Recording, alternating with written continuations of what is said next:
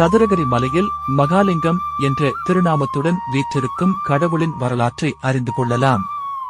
சதுரகிரி மலை அடிவாரத்தில் உள்ள கோட்டையூரில் பிறந்தவன் பச்சைமால்.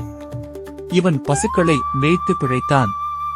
இவனது பெற்றோர் தில்லைக்கோன் திலகமதி, மனைவி சடைமங்கை. இவள் மாமனார் வீட்டில் பாலை கொடுத்துவிட்டு வருவாள். ஒருமுறை பால் கொண்டு சென்ற போது எதிரில் வந்த துறவி அவளிடம் குடிக்க பால் கேட்டார். சடைமங்கையும் கொடுக்கவே தினமும் தனக்கு பால் தரும்படி கேட்டார். சடைமங்கையும் ஒப்புக்கொண்டாள். வழக்கத்தை விட சற்று பால் குறைவதை கவனித்த சடைமங்கையின் மாமனார் இது பற்றி மகன் பச்சைமாலுக்கு தெரிவித்துவிட்டார்.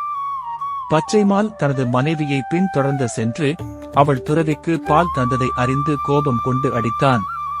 தனக்கு பால் கொடுத்ததால் அடி வாங்கிய சடைமங்கை மேல் இரக்கம் கொண்ட துறவி அவளுக்கு சடதாரி என்று பெயரிட்டு காக்கும் தேவியாக சிலையாக்கிவிட்டு மறைந்தார்.